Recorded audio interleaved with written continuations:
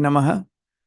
Jananim Sharadam Devim Ramakrishnam Jagatgurum Padapadme Tayostritva Pranamami Muhurmuhu.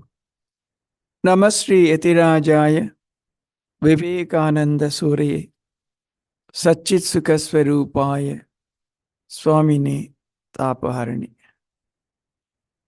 We are embarking a journey on extremely difficult terrain, you might say. This meditation is something very mysterious for most, although a large number of people try to meditate. So today we will try to understand it in a little depth, so to say. Let's think deeply what this is all about. Then, of course, finally, what we might do as guided meditation is our own practice, which is generally followed in the Ramakrishna order. It's a kind of combination of several things. We'll come to that. But before that, probably we'll try to analyze in depth and understand what this meditation is all about. And let me confess, all the wisdom gathered from great souls, great practitioners of the order, etc. Don't attribute them to me, myself. So we have gathered so that it can be shared with all of you. So yesterday we started with the need for meditation. Just to briefly recapitulate, there may be newcomers today. One thing is, in this world, life is full of sorrow and suffering, dukkha, pain, in ever so many forms, and one cannot describe. And life is so uncertain. Today is very glorious, tomorrow it's totally, we are down and out. So full of uncertainties, so full of dukkha. Every house, every family, even those who are apparently looking wonderful, great, when you talk to them personally, when they come and open their minds, you're shocked. This family, everything looks so wonderful, but beneath the surface is what's happening. Because that is the very nature of this world. Thakur says somewhere, if only the world is true, I would have covered Kamarpukur with gold. Kamarpukur, Jagat jodi sattya hota, ami Kamarpukur sona diye mure deta. That was what he said. So, the only way, it seems, to overcome all this is to understand our real nature and establish a contact with the ultimate. And that is done through meditation. That's why meditation is so important. And then the another aspect is, there is an inherent, inborn tendency in all of us to move or go towards our real nature. What exactly in meditation? We really discover who we are. It's an understanding or it's a great awareness about our real nature as to who we are. So knowingly or unknowingly, there is a tendency to go towards that state in each and every one of the individuals. So in that sense also, meditation is something very essential, and perhaps it's something which is resorted to. In that sense, some know, many do not know, but then this is the underlying idea of the need for meditation. Now, when we talk of meditation, when we begin the process, because meditation is really, in its true sense, it's not a process, it's not a ritual, it's not something one has to reach, it's not something one is to be attained, it's not something one is to be grasped and so on. It's something which really cannot be described in words. True meditation, dhyana, is a state of awareness, true awareness. But all that we do, all that we attempt, all aids or preliminary steps, all that leading to that ultimate culmination, namely that supreme state of awareness, bliss, or whatever it is. So how do we begin this process of meditation? When we said it is through the process of thinking, because mind is the best instrument which Prakriti or God has given us, and through that only we are trying to reach that highest state, which in one sense is described as even beyond mind, beyond everything. But we have to approach it through mind, and when we do that, the process really begins with the idea of thoughts. So, what is the real difference between thinking and meditation? So, as we think, at one point of time, if you are only at the level of mere thinking, we will never ever reach the state of meditation. At some point of time, we really cross over to a new level of consciousness. Then only one can really progress in the idea or in the aspect, in the search for meditation. We begin at the level of thinking. If we do it with certain conditionalities, with certain approach, with certain parameters and so on, at some stage, we transcend that mere thinking and go and cross over to a new level of consciousness. And that is where we are slowly in the domain of real meditation, you might say. So this is, this, they say, all the great souls and others, they say, this is not a conscious effort or a process. You cannot make a conscious effort at that. Whatever you might do is not exactly that, but then at one point of time, it happens. So it's not exactly, it's like not that today I'm doing 5,000 japa, 10,000 japa, whatever it is, I'm doing puja. So there's nothing like at the highest level, when you really go to that state of meditative awareness, it is not a conscious effort. That's one thing you must remember. At the same time, we are all, in a sense, definitely already in that. That's our real nature. There's so many others, the Vedanta thoughts, Vedantic thoughts, the Vedantic, etc. It's if it is our real nature, it is not something which we have to get separately, is it not? If we say that it's our real nature, so that means it's, so in that sense also, it is not something which is to be consciously obtained separately. It is already there. You are that. At some point of time, under certain circumstances, this awareness, just like that flowers, it comes up. Then you go to a different level of existence, so to say.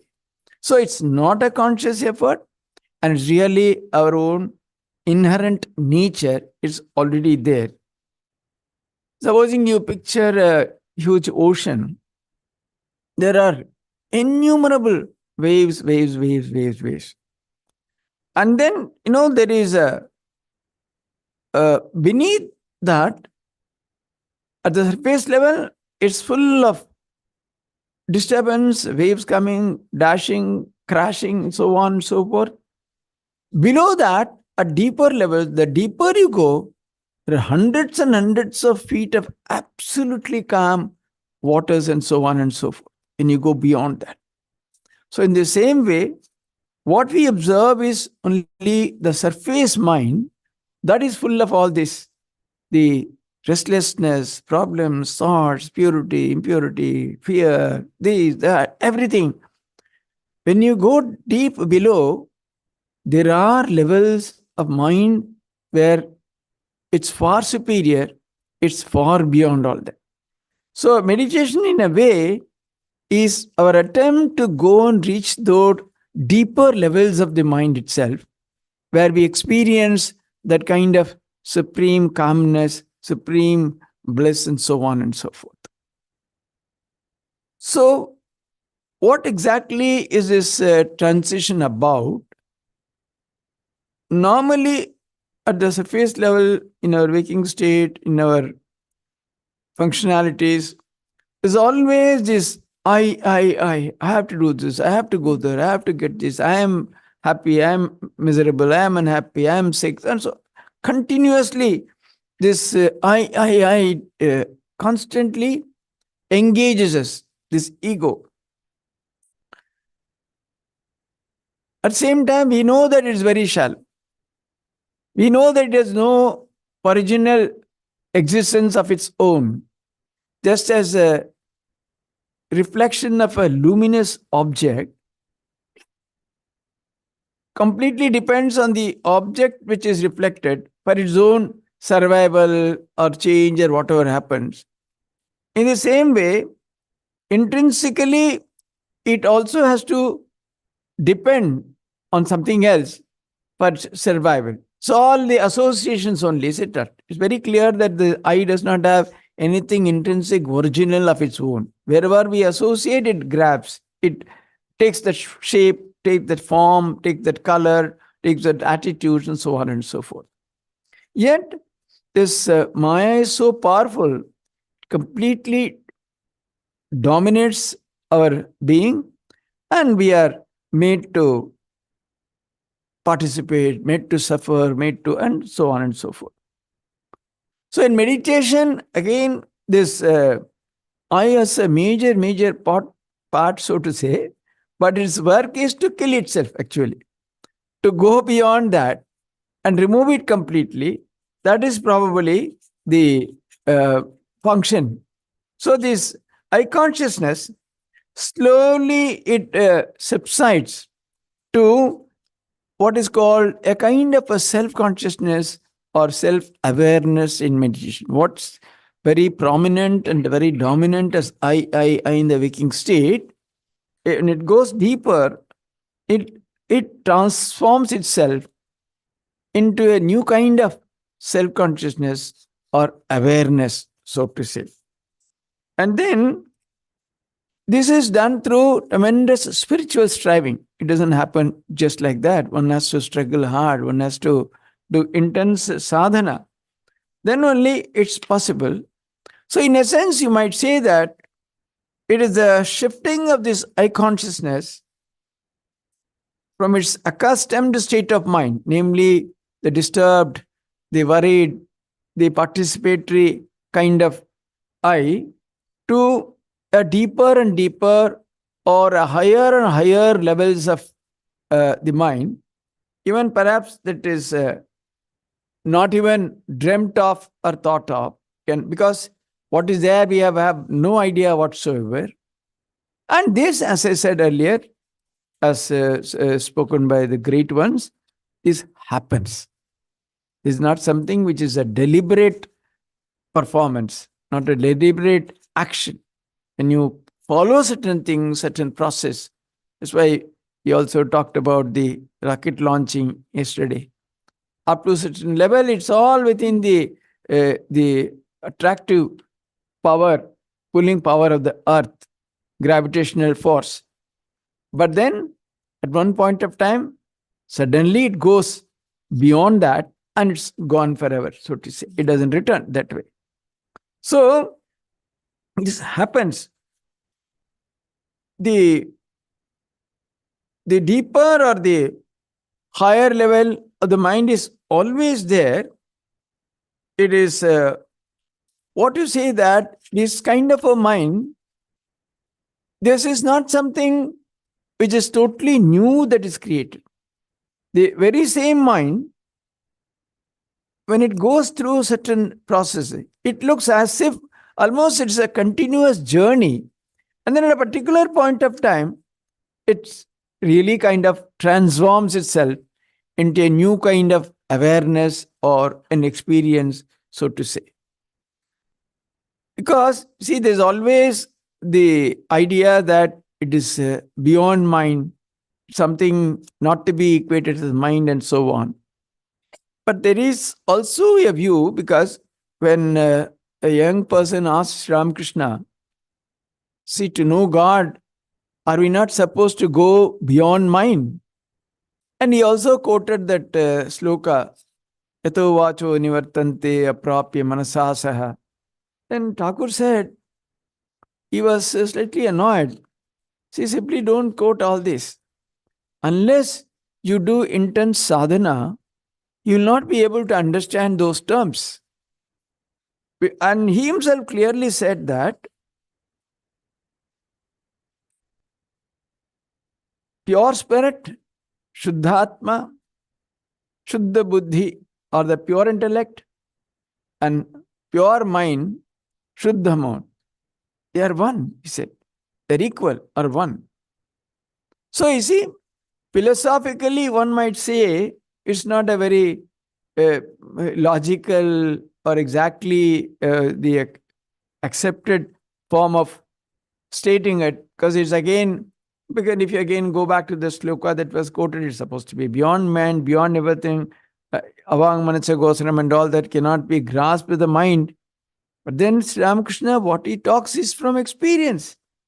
It's something which cannot be denied. So the point is, at that level, when it really happens, there is a wonderful transformation of the lower mind itself into that kind of something.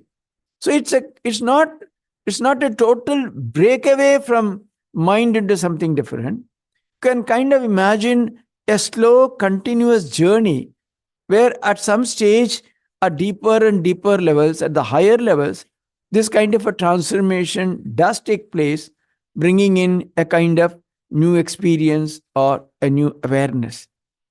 Somebody, it seems, asked Swami Brahmananji, because he was known for his ecstatic states of experience, going into samadhi and all that repeatedly. So it seems they said that, is there any mind at the level of the highest samadhi, of the experience? So it seems Maharaj said that, yes, probably something must be there. Otherwise, how that immense joy and God's vision, how can it be enjoyed? So, otherwise it's very, because these are all domains about which we have very little knowledge. So it's all a kind of guesswork, various views and so on and so forth.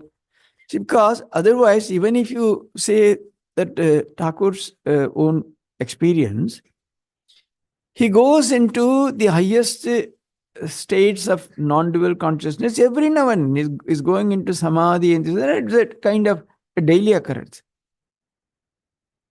But how he would come down? Oh, I'll take a glass of water. I'll have a sandesh. I will have some sweet meat. So if it had completely gone beyond, how does it happen? So maybe a fraction or something of that is retained, of that mind. With that, it is possible to again latch onto that kind of a vritti and come back, probably.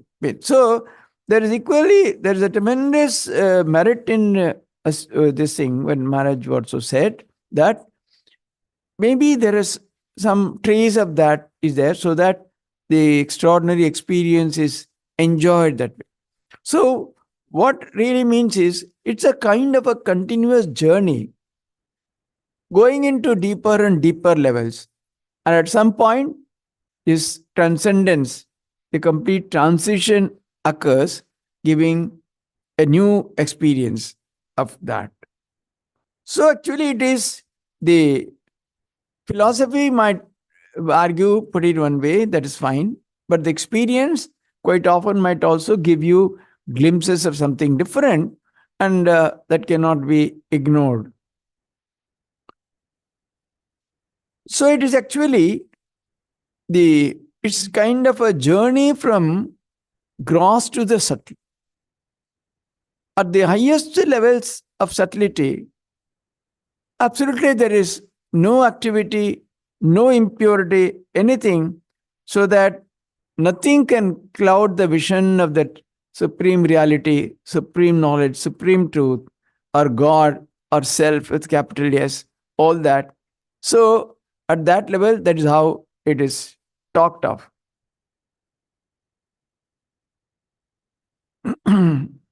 So, when we become aware of the higher planes of our own mind, or the spiritual disciplines, etc., what are those to be followed, or how this transition takes place. Of course, we again already we clearly said that it happens. It just happens. Again, it's very difficult to explain, because how does it really break free from that level, which is next to impossible to break free? So even in the Advaita text, for example, the I think probably some Avadhuta Gita, it begins, Ishvaragrahat eva pumsam Vedanta vasana. The text piece is completely going to deny everything and talk about the highest non-dual experience. Begins with the sloka, only by the grace of God, people get this desire for the experience of the highest Vedantic truths. Vedanta Vasana, it's possible only through the grace of God. So something operates. The best thing is to believe that it is the grace of superior power or God. Through that kind of a transcendental experience, where the just the shift, the point of break, it's very difficult to imagine how it happens. Probably that is how it takes place. So then, if you go deeper into this idea of thinking itself, what is this thought? Thought actually, in a sense, you can say it kills everything. Because when you talk of ideas, thoughts lead to ideas. When you think of a flower, the real flower is already gone. It never gives you the feeling of that reality. It's only an idea about the flower. What is there through the thought when you think of a flower? It's only the idea, and it's not the real flower at all. Similarly, when you think of God, when you think of Christ, when you think of Krishna, when you think of Thakur, so they're all mere ideas, far removed from that reality of what it is. Actually, somebody said it's even worse than a photograph, because at least in photograph you are able to capture almost lifelike there. But in the mind, in form of ideas, it's much vague, much more vague a picture of the truth or the reality or whatever it is. So but sometimes you get something exactly in the mind, then it is no longer idea. It's the memory. The memory that is recalled. Supposing somebody sang, so when it comes back, that means it's a memory and it's no longer the idea. As long as it is in the realm of ideas, it's a very vague picture and it's quite far removed from the reality. So when the God consciousness or awareness of God, it is the ability to deal with something which is finest, subtlest, something far superior, and that is how the idea of meditation or seeking for truth, it happens. So in the mind, if it's just only a vague idea, obviously the journey to be covered is quite vast and quite long. Then only, because it has to transform into something which is far more realistic, far more closer to reality. Because now we have to think of something very subtle, the purest and the finest idea. That's how we approach the ultimate. then all that is that's the so imagine the amount of work, amount of journey, what we have to do, how we have to do about it. And then the in the idea, when you deal with the idea of God, etc., we need to do with the supreme attention. The mind has to be completely gathered, because normally what happens, so the we hear so many ideas about God, for example, and through nowadays a lot of information is available. So you have read, you have heard, you have seen so many pictures or whatever it is, and then see, we have to sort out, remove those which are not exactly syncing with in that homogeneous idea of the ultimate or God which one might have. And then we have to, after sorting out the non-essentials, so we can proceed along those lines. Initially, when we start this idea of meditation, we will not be, many are struggling. It's a long journey. It doesn't happen overnight or immediately and so on. So till such time, it's one can think in those ideas. See, whatever you have gathered about God or the ultimate or whatever it is, sorting out those which are non-essential, which are contrary, which are not exactly syncing with that homogeneity and all that, then you can start about all those, and slowly, that will lead us to a better and better. Ultimately, one of the reasons why we are not really able to dive deep into meditation is because of the present state of mind, which is so cluttered, so full of non-essentials, and so much we have dumped into it. So through this process, when the mind is, this is how we are trying to cleanse or purify the mind slowly, then it reaches a better and better state. So probably it might ultimately be able to grasp the truth. And generally it is said that those who think even pure thoughts that way regularly, their mind is not given to impure thoughts or worthless or useless thoughts and so on. Even by that, you will see that people acquire certain kind of serenity and calmness and all. You can really make out if someone is a very sincere, serious sadhaka that way. He might not have scaled the great heights of meditation or anything. But even those who are thinking, to regularly uh, practice this kind of a thinking to start with about God, about this higher reality, etc., keep the mind focused that way, certain amount of calmness, certain amount of purity, they'll be able to not only feel, and you can see that they radiate that kind of an atmosphere. So the idea of meditation, learning to meditate, it's a slow process, but then it has to be started this way by other ideas. First, about thinking about all that, reading spiritual texts, such books, and then whenever you read such books, fresh ideas come, noble ideas come. Say, supposing you read Gita, Maharaj was today talking so elaborately about Gita.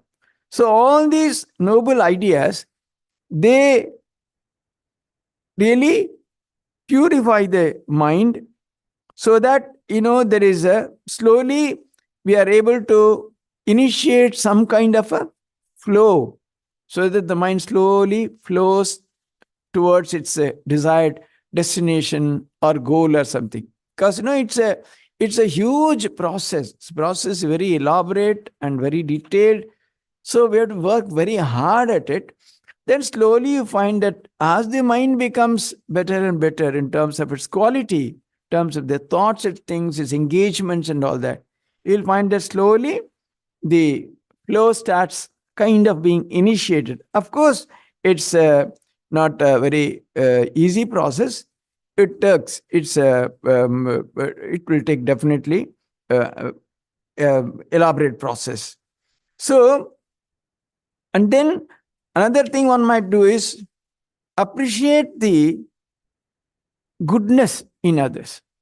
See, these are the ways. See, the point is, most of the time, when two people meet in any organization or anywhere, the first thing is do shraddha of every other person. Even when two devotees meet, they constantly, oh, he's so like that, such and such. So instead of that, if you try to see the good in others, it's you are not doing any great favor to the other person. Your mind is getting purified.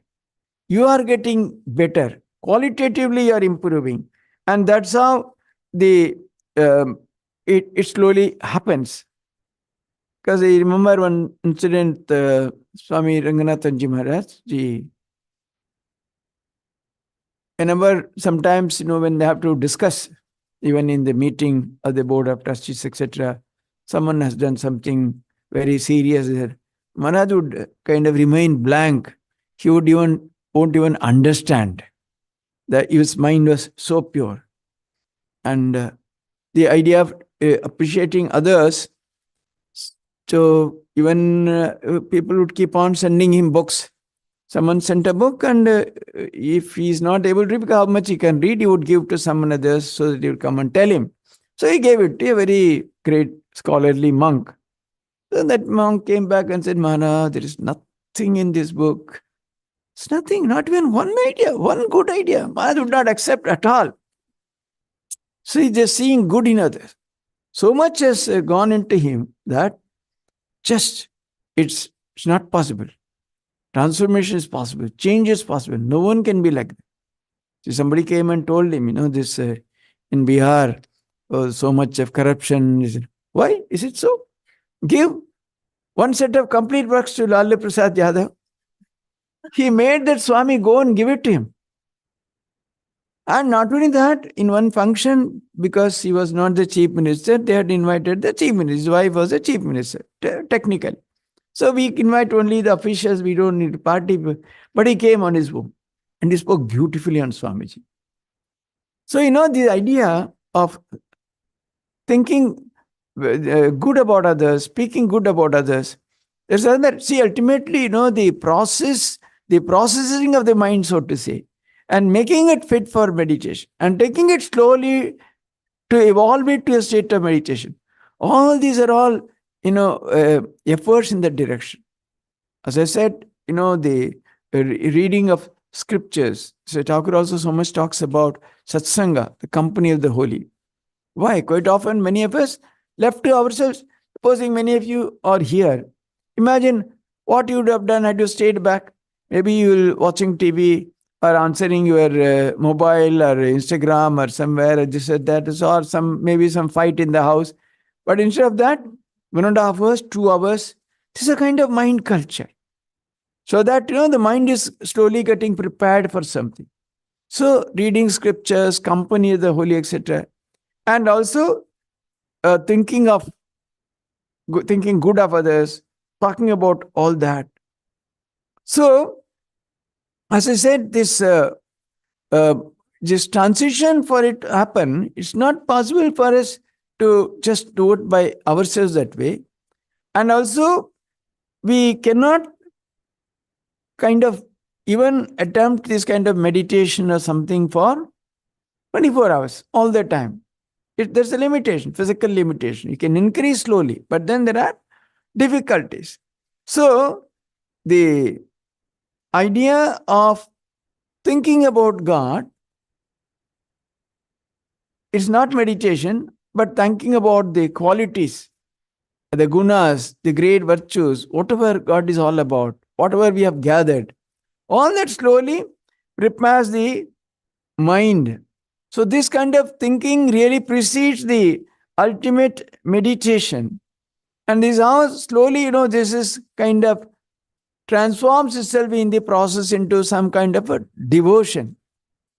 Even the great Shankara called this, even the trying to know about the highest nature of oneself, that's also, he says, is bhakti. Svatsarupa anusandhanam bhaktirita bhidiyate. The trying to know about the search for the one's real nature, swarupa, that he calls as devotion. Anything done with such intensity, with earning, with longing, maybe for a personal God, maybe for an impersonal absolute, maybe for the ultimate truth. All that come under the kind of uh, definition called earning. To be, you know, the mind should be saturated with that kind of higher thoughts. And slowly that transforms into devotion, and then it grows. Along with that, the idea the God is eternal, God is infinite, there is no limitation to God. All those kinds of things, the mind should be suffused with these kinds of attitude, so that, it really develops in that direction. See, normally, in the mind, two ideas can't exist at the same time. Supposing you think about uh, a horse, the idea of dog will not be there. But you can have a picture, image, where somewhere horses and dogs are together. So then that's not an idea, that's a image, that's a remembrance. So you must clearly remember this distinction. So that way, if you, all the ideas of God, where the oppose his nature of infinite being, is extraordinary grace, love, peace, bliss, everything. All those, if they are removed, if they are not there, when you think of God in that positive way, or the ultimate in that way, the reality, then the opposite ideas will not be there at all, because they don't coexist. You cannot simultaneously have the idea of God as finite and God as infinite. So, if you culture the mind, culture the idea of thinking that way, that these are the things, then all the other the negativities, the all that go. And no, this is the idea of a kind of what you call as transcending and then raising above, and forgetting and ignoring the limitedness or the other negative ideas, etc., etc. And that is that's how the growth can happen. So when more and more this kind of immersing oneself in those kinds of ideas, that type of thing, when it happens, and then we are slowly approaching the kind of transformation that was envisioned earlier. Although the exact moment when it happens, how it happens, they are all very difficult to predict. No one can say also. So the slowly, when you more and more you fill the mind with these kinds of things, then there is a great idea of attraction and longing for God, etc. They start developing. See, the mind is Ramakrishna also says always, it's like a pure white cloth. Whichever way you dip it, it takes that color. So the more and more if you feed the mind with only those kinds of ideas, those thoughts, then slowly the process of the attraction, deep attraction, longing, etc., they all start flowering or developing in the mind. So one should be very carefully avoid all the opposite ideas, negative ideas, etc., etc., etc. So and one can also it needs very intense, serious spiritual practice. This type of the type of awakening that we are aiming for, a true state of meditative awareness. For that, one has to lead a very intense spiritual life. Otherwise, the life itself is kind of different. See, if normally what we do, what exactly is the problem with us? Then we come and we attend a nice retreat, etc., etc., and go back, do something diametrically opposite. So it completely takes away from the mind all that you gathered. See, that way, I mean, this is very, very serious business. You have to clearly understand. Otherwise, it's possible, which Maharaj also, our Siddhanta also talked about, devotion gives you a lot of concession.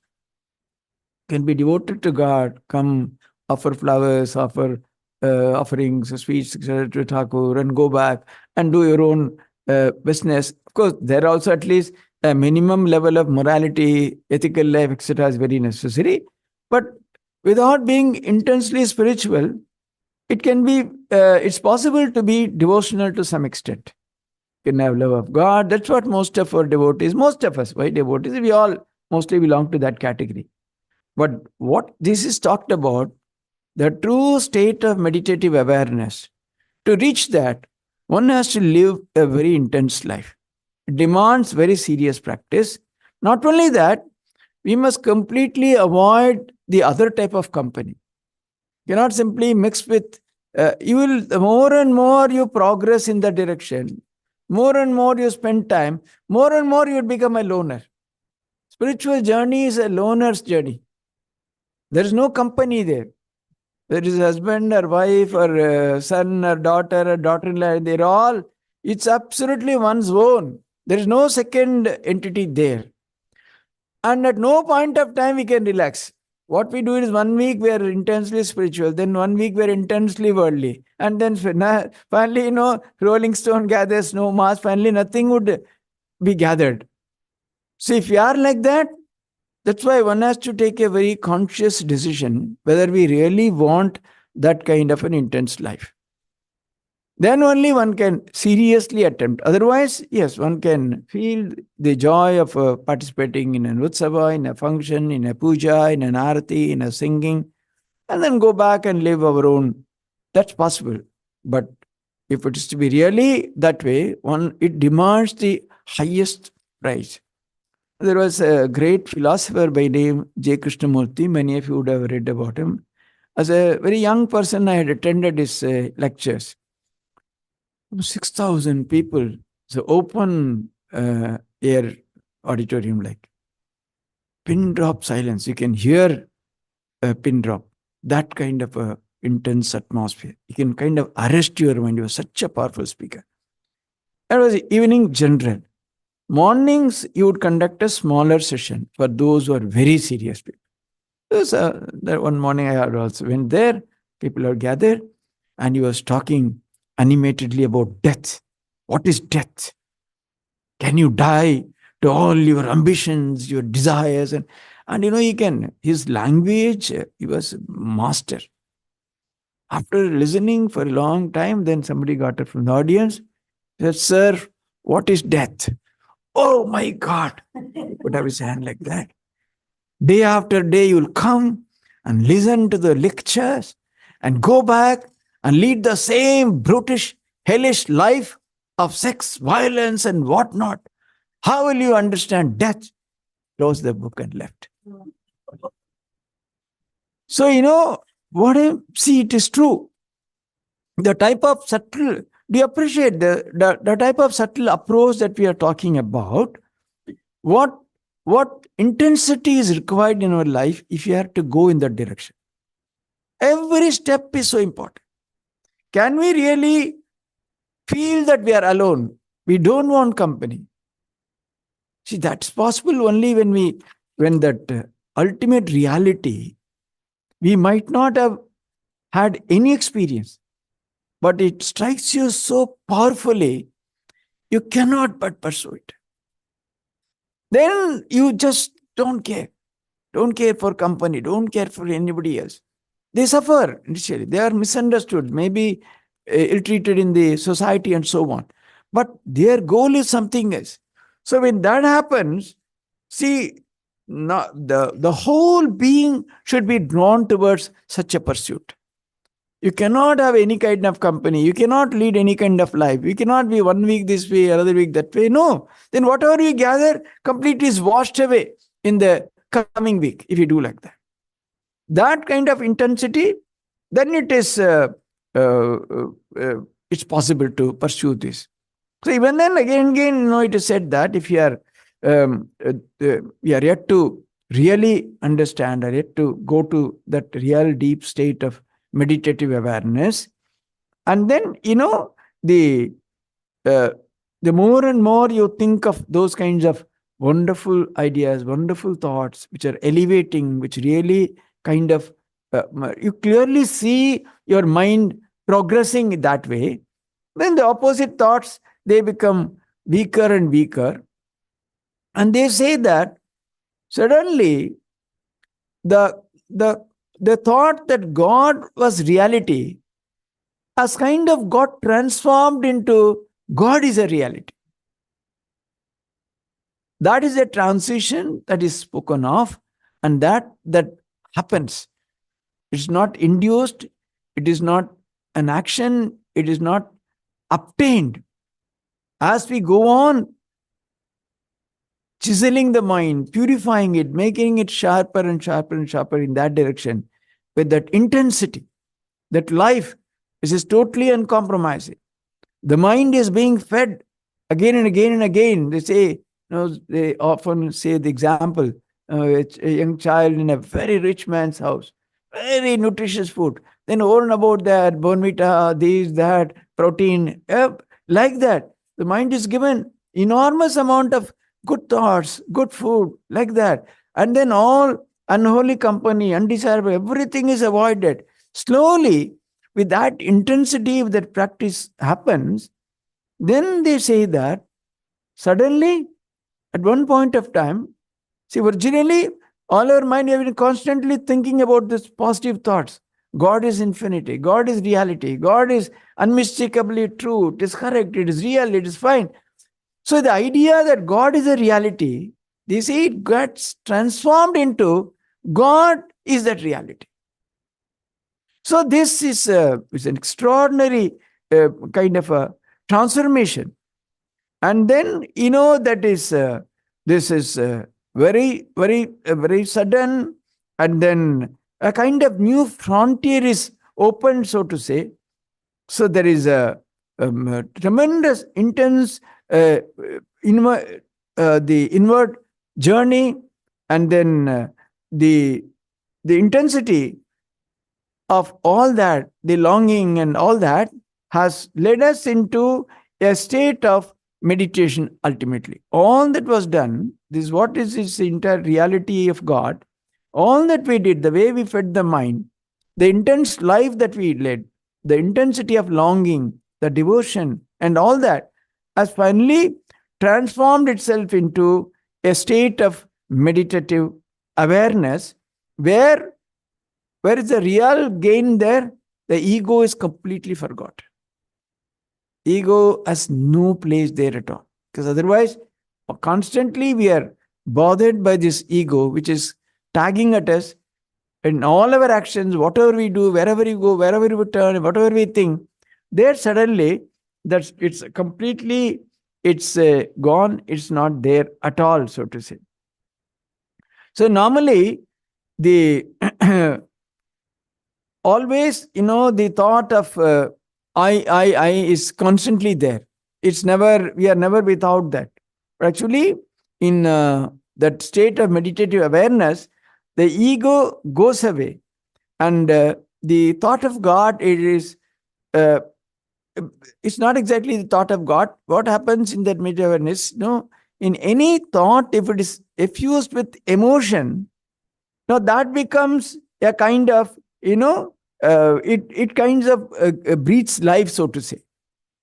See, they compare it, at that state of mind, because we have been intensely thinking of God, and also because of the deep devotion and longing, etc.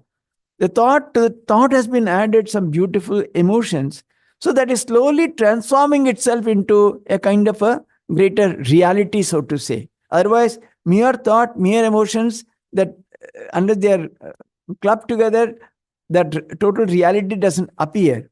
Say that supposing there is a black and white picture, so you take so many natural colors and paint it exactly, then that suddenly seems to come alive. It seems to really become kind of a living idea of that picture.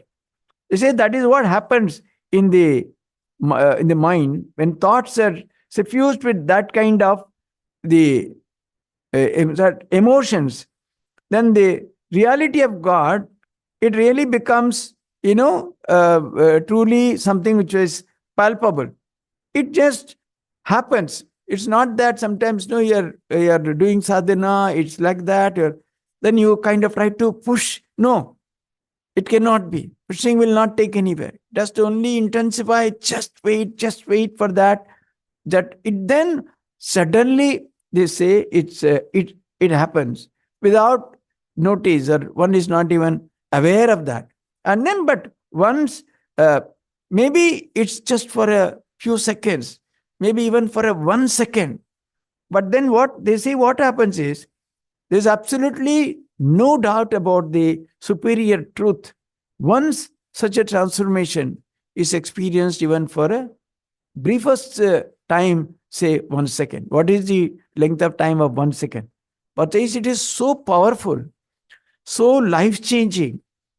Then no longer you have any doubt about that the truth of the ultimate reality or the final goal or whatever it is. There is absolutely that's why in the scripture, the language they do is swasamved. It's known internally to oneself. It's not something others tell you, nor can you explain it to others. It's absolutely internal. There's sudden inner awareness of this transformation that has taken place. No, he was talking about the awakening of the thee and all that. Maybe something. And then you see that is in the we suddenly the idea of coming in contact with the higher reality. This has happened just for a very, very minimal fraction of a second. And one has to wait, you try, again, you practice hard. Maybe it's weeks, it's months. Then suddenly, again, one, they say, experience. Then it happens a little more frequently. And then it becomes, whenever one sits in meditation, that kind of awareness is there. And then without or without meditation, that awareness stays permanently. It's what those who have really established in the highest truth, the Brahmagyanis and the highest type of people who have got it. That's why, you see, the point is, the Thakur lived in Dakshineshwar before his highest level of sadhana, where he was 8 months, he was immersed in Nirvikalpa Samadhi. And after that also, was there, did he not go and have his prasad, or did not do other things like sleeping and all that? But this unbroken awareness of the highest, because there are also huge grades. I'm saying it's not exactly not the same awareness which a beginner might get compared to what. But then, if you just explain, because of that underlying awareness, the quality of life is so different. Thakur taking a jalebi and ordinary persons like you or me trying to grab a jalebi. There's a huge difference, qualitative difference of the mind, of the functioning, etc., etc. So once that is there, and then it becomes, absolutely such a mind, because of that certainty of that experience. Because all that has happened because of the immensely pure life, sadhana, practice, keeping away from everything else, denying that which is not related to God, etc., etc. And then, by combining thought with that beautiful emotion, all that has happened. And then slowly, the idea of God, which was just in the initial stages, idea of God as ultimate reality, etc., which was kind of, abstract. There was no color, nothing like that. They say it kind of starts to glow. And because of that, when you strike that at that level, it kind of glows. And then, in the hour of meditation, this kind of miracle suddenly happens. And then it leads to a kind of indescribable peace, that supreme peace, joy. Many of those things are really spoken of. So, but they say, in and through all this process also, one must constantly teach oneself, tell oneself, he is here, he is living. My Ishta, my object of worship, is infinite. If he is there everywhere, I'm trying to see him in my heart. He is so closest to me, I should get him, I should see him, I should experience him. You say that, supposing someone you hear that your very dear friend has come very close in the neighborhood. Would you not like to go and meet him and talk to him? The same way, he is my dear and near. I will approach him. I must see him. I must talk to him. I'm trying to see him in my heart. So that kind of a feeling. I want to see him. I want his company. So all these are all, exactly, they all form of this whole thing process called meditation. But these are all there part of that. So the even before you sit for meditation, even actually, Mother also says it's one should not straight away sit and close the eyes, etc., etc. Then these kind of things as feeders to the mind. Oh, he's everywhere. He's all pervading. He is omniscient. He is outside, is inside, is within my heart. So that kind of a feeling when it sinks in, then it's like if you imagine a picture of water which is in the water, in a picture which is full of water is in water. Outside, inside, they're all water only. The same way, God is here, there, everywhere, outside, inside, is within me. With all that, and then the slowly when the we see the change, the ego is being slowly released from all its attachment to gross objects, and then will raise to a higher and higher state. And then in the there are in that kind of this thing can have several attitudes like I'm a child of God, I'm a devotee of God, and then the ego is no longer its ego. It's like they say, they use the example of a burnt rope, like it has no capacity to bind you, it has no capacity to get you attached to anything. It's there, maybe namesake, but then it's a highly refined ego. And that itself, when you refine it further, at the highest level, they say that supposing there is a track from sun to us by a ray, then catching hold of that ray, you can just like that reach the sun. The same way between God and us, through this, there is a kind of a linkage. And through all this, it's possible to go and finally reach that highest level also. Of course, these are all very extremely difficult and complicated texts, that way, the process and all that. Of course, Sri Ramakrishna, Mother and Swamiji, they have really given us very wonderful ideas. That's why the idea of meditation in our tradition, etc., is, see, they know our limitations. See, this kind of the strict discipline, the intensity that is talked about, it's very difficult for a majority of people to attempt even. So that's why if you see in this Ramakrishna Vivekananda tradition, there is a beautiful a kind of a mingling of several traditions, several ideas. Even if you see in the Leela Prasanga, Thakur's idea of Vedanta sadhana. Vedanta sadhana does not speak of samadhi or this and all that. So they only, vichara is the only process. But there clearly, nirvikam samadhi, all that are all discussed. So Thakur Man Swamiji, they have come to give us in this new age. That's one of the great purposes in Avatara. Not only that, to leave behind an extremely adorable form. See, supposing you want to think of God, you want to meditate, all that is spoken about. So we can't think about it in an abstract way. Oh God, he has all qualities, all these things, the infinite. Those things don't mean anything at all. But supposing you say Sri Ramakrishna, and the qualities. All is Maharaj also probably yesterday talked and told you about this Leela Chintan. So all that qualities, it's easier to practice this having Sri Ramakrishna as the center. So that idea, because all those qualities, that purity, that extraordinary compassion, feeling for others, the desirelessness, the absolute level of the highest mind, everything is there. So with that approach, it's possible to take our mind to a higher and higher level in a much easier way. So somewhere, Sri Ramakrishna once said that those for whom it is the last birth, they will come here.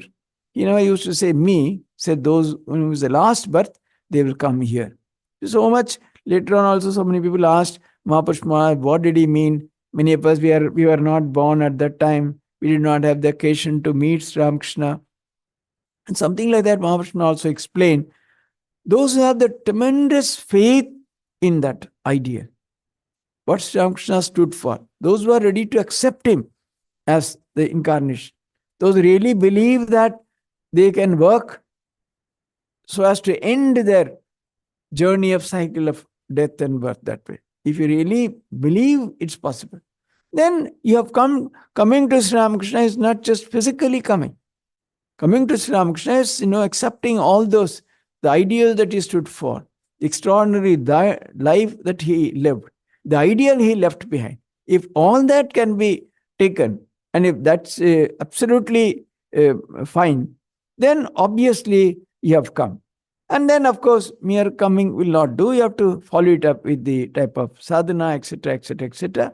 So there is, if you even during his lifetime, amongst the close disciples also, you find various grades of sadhakas. Not all were those who had attained Nirvikalpa Samadhi.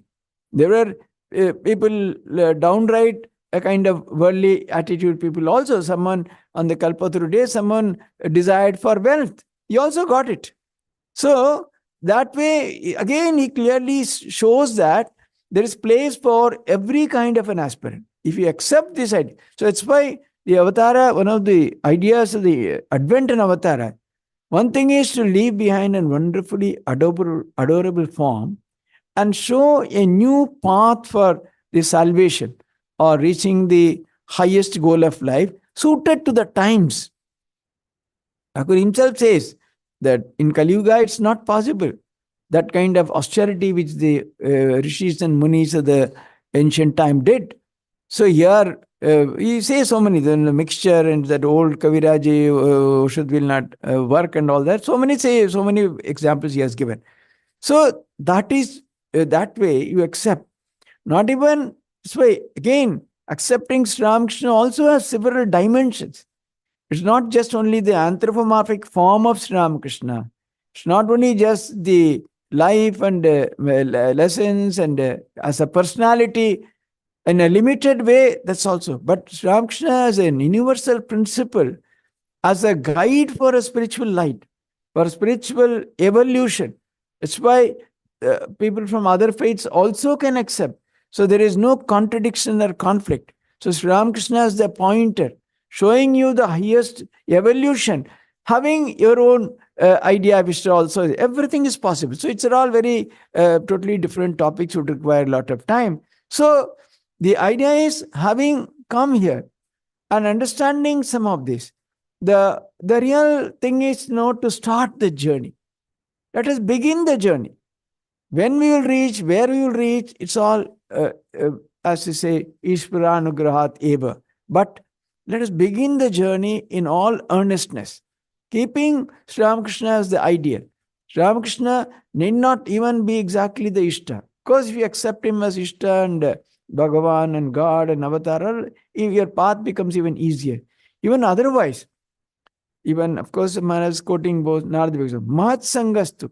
How do you get the grace of God? By the company of the extraordinary. So in that sense, so Swamiji, after he came away from the Pahari Baba, there's another great incident. Then he writes, call him anything, need not accept him as an avatara. Where have you seen that extraordinary, that purity, that tyaga, and the desirelessness, that God consciousness, that longing for God? So, those things can easily be absorbed and accommodated into our spiritual scheme of things. And that would make our spiritual life really vibrating, powerful. So we can begin the journey, and through much more than our own striving, through the grace of God, through the grace of Thakur Mahan Swamiji, definitely we should. Ramakrishna says somewhere, he prays to the mother, Mother, they're all coming.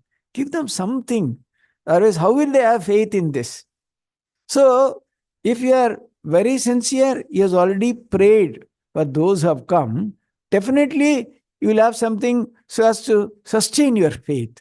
So, with that, let us see. It's very important to take to spiritual life with certain amount of seriousness and really be a sadhaka.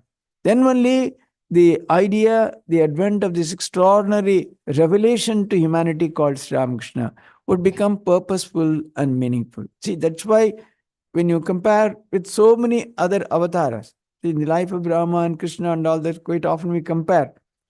In the life of Ramchandra, there is not one word about his sadhana or anything. Sri Krishna, it is all miracles right from birth. Ramakrishna is one where clearly such detailed description about his own intense sadhana, how he suffered, what all he did. So that way, it's far more easier for us to align to that idea, to that practice, to that truth. And he himself says, whatever you do a fraction of what I did. That's enough. That would, so let us begin that journey in that real earnestness so that we can really reap the real benefit of the human birth. As Vivek Chaman said, na manushyatvamu shrutva mahapurusha sangshraya. So only because of the extraordinary grace of God, these three things, durlabham trayme vaita, devanugraha hetukam. They're all possible only through the grace of God. The human birth and the desire for liberation and the company of the holy. Fortunately, definitely you have got human birth and company of the extraordinary holy. Even Sri Ramakrishna, if you are not considering anything else, that extraordinary holiness. And then if you have a little desire to be free from this bondage, definitely it will be possible for us to at least begin this journey in all seriousness. Sri Ramakrishna Paramastu. That guided meditation for about 20 minutes. 25. Half an hour? Half an hour. But online audience. Yeah. Now we'll have Arati. Then after that, we'll have about half an hour of guided meditation. And then maybe question answers after that. You can also join. Can rejoin online